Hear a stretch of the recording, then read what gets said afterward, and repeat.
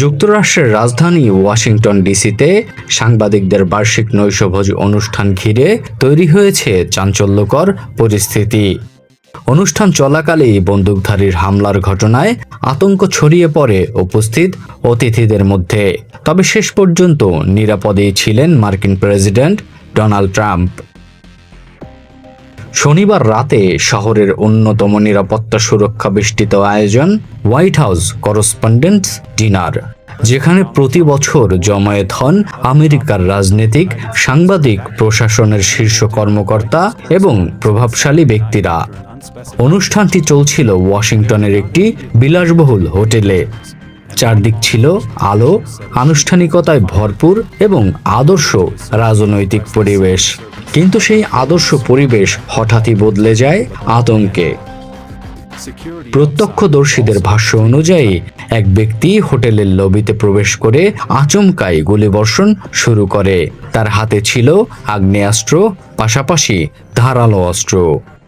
গুলির শব্দ ভেসে আসতেই মুহূর্তের মধ্যে থমকে যায় পুরো অনুষ্ঠান। সেই সময় মঞ্চে উপস্থিত ছিলেন ডোনাল্ড ট্রাম্প ও ফার্স্ট লেডি মেলানিয়া ট্রাম্পও।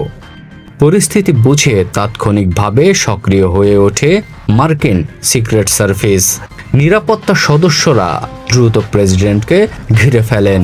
কয়েক সেকেন্ডের মধ্যেই তাকে মঞ্চ থেকে সরিয়ে নিরাপদ স্থানে নিয়ে যাওয়া হয়। পুরো ঘটনাটি ঘটে অত্যন্ত দ্রুত এবং সুসংগঠিতভাবে। এই ঘটনার সময় উপস্থিত ছিলেন যুক্তরাষ্ট্রের আরও বেশ কয়েকজন শীর্ষ কর্মকর্তা। স্বাস্থ্য ও মানব সেবা বিষয়ক মন্ত্রী রবার্ট এফ কেনেডি জুনিয়রকেও নিরাপত্তারক্ষীরা দ্রুত সরিয়ে নিয়ে যান। একইভাবে অন্য কর্মকর্তাদেরও নিরাপদে সরিয়ে নেওয়া হয়। ঘটনার পরপরই পুরো হলরুমে ছড়িয়ে পড়ে আতঙ্ক। অতিথিদের দ্রুত বের করে নেওয়া শুরুর পাশাপাশি কেউ কেউ এতই আতঙ্কগ্রস্ত হন যে দৌড়ে বেরিয়ে যেতে শুরু করেন। আবার অনেকে নিরাপত্তা কর্মীদের সহায়তায় স্থান ত্যাগ করেন। কয়েক মিনিট আগেও যেখানে ছিল হাসি আর নানাবিধ কথোপকথন, সেই স্থানেই পড়ে থাকে খালি চেয়ার, অতিথিদের খাবার আর টেবিলে ফেলে যাওয়া গ্লাস। একটি ছবিতে দেখা যায় ওয়াইনের গ্লাস পড়ে আছে টেবিলে, যেন সেই গ্লাস হঠাৎই ছড়িয়ে পড়া ওই আতঙ্কেরই এক নীরব সাক্ষী। আতঙ্কের মুহূর্তে কেউ আর তা স্পর্শ করার সময়টুকু পায়নি। হোটেলের বাইরে ততক্ষণে তৎপর হয়ে ওঠে আইন শৃঙ্খলা বাহিনী। দ্রুতই চারপাশ ঘিরে ফেলে পুলিশ। ঘটনাস্থলে পৌঁছে যায় অতিরিক্ত নিরাপত্তা সদস্যরা। পরিস্থিতি নিয়ন্ত্রণে আনতে শুরু হয় তৎপরতা। অল্প সময়ের মধ্যেই হামলাকারীকে আটক করতে সক্ষম হয় আইন শৃঙ্খলা বাহিনী। হামলাকারী কোল থমাস অ্যালেন, বয়স তার 31 বছর। তিনি ক্যালিফোর্নিয়ার টরেন্স এলাকার বাসিন্দা। তাকে ঘটনাস্থলেই ধরাশায়ী করে ফেলেন আইন শৃঙ্খলা বাহিনী। পরবর্তীতে তার সংশ্লিষ্ট একটি ঠিকানায় অভিযান চালায় পুলিশ। সেখানেও নিরাপত্তা জোরদার করা হয় এবং তদন্ত কার্যক্রম শুরু হয়। তবে এখনো পর্যন্ত হামলার পেছনে কি উদ্দেশ্য ছিল তা স্পষ্ট না হলেও মার্কিন প্রশাসন ও খোদ ট্রাম্পই তাকে মানসিক বিকারগ্রস্ত বলেছেন। আইন শৃঙ্খলা বাহিনীর কর্মকর্তারা জানিয়েছেন বিষয়টি তদন্তাধীন রয়েছে এবং খুব শিগগিরই আনুষ্ঠানিক অভিযোগ গঠন করা হবে। ঘটনার কিছু সময় পর হোয়াইট হাউসে ফিরে সংবাদ মাধ্যমের সামনে বক্তব্য দেন ডোনাল্ড ট্রাম্প।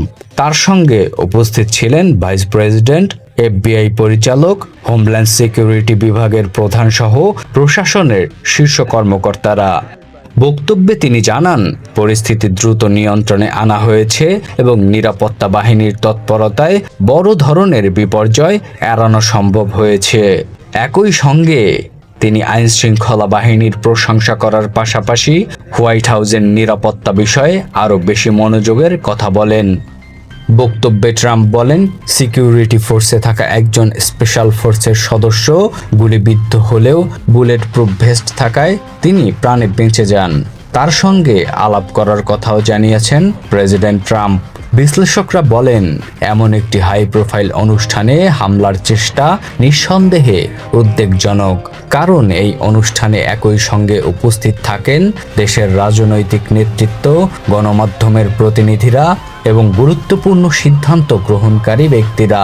নিরাপত্তার দিক থেকে এটি যুক্তরাষ্ট্রের অন্যতম সংবেদনশীল আয়োজন হিসেবে বিবেচিত হয়। সেখানে এ ধরনের হামলার চেষ্টা নিরাপত্তা ব্যবস্থার উপর বড় প্রশ্ন তুলেছে।